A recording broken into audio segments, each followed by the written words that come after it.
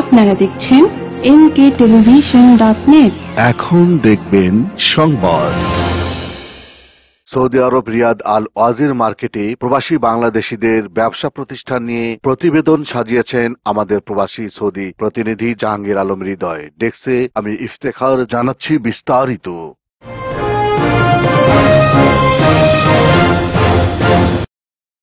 Saudi আরব রিয়াদ বাথা আল ওয়াজির মার্কেটে প্রবাসী বাংলাদেশিদের ব্যবসা প্রতিষ্ঠান পরিদর্শন ও বাংলাদেশের তৈরি গার্মেন্টস পোশাকের গুণগত মান নিয়ে মতবিনিময় করেন মার্কেটের ম্যানেজার সৌদি নাগরিক আহমেদ সালেহ। পরিদর্শনকালে তিনি বলেন,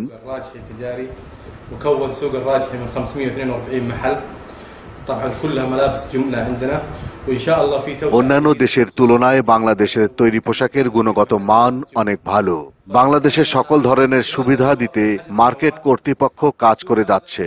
আল ওয়াজির মার্কেটে প্রবাসী বাংলাদেশিদের মোট 570টি ব্যবসা প্রতিষ্ঠান রয়েছে।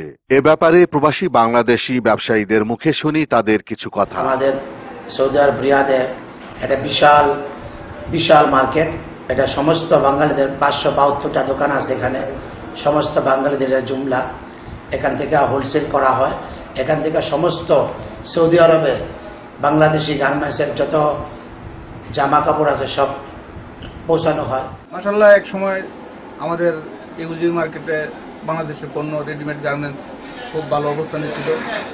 এখন বিশ্বের অর্থনৈতিক মন্দার অবস্থার কারণে এখানে অনেকটাই সেই মন্দার প্রভাব পড়েছে। পরিস্থিতি ছিল সেই পরিস্থিতি অনুবাদে বর্তমান যে পরিস্থিতি, এই পরিস্থিতিতে আমাকে খাইয়া থাকা খুব কষ্ট হয়ে যেতেছে।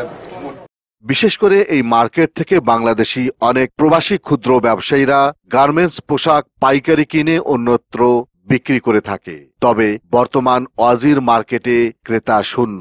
দোকান ভাড়া, স্টাফদের বেতন ভাতা দিতে কষ্ট হয় বলে স্থানীয় ব্যবসায়ীরা জানালেন। সৌদি আরব রিয়াদে বাতাস্ত উজির মার্কেটে প্রবাসী বাংলাদেশিরা গার্মেন্টস সেক্টরে ব্যবসা করে থাকে। দীর্ঘদিন ধরেই তারা এই ব্যবসা করে আসছে। অর্থনৈতিক মন্দার কারণে ব্যবসার মধ্যে কিছুটা প্রভাব পড়লেও তারা এখনো স্বপ্ন দেখছে অতীতের মতো আগামীতেও এই গার্মেন্টস সেক্টরে ব্যবসা দিয়ে বাংলাদেশের রেমিটেন্স সচল রাখতে তারা সক্ষম হবে।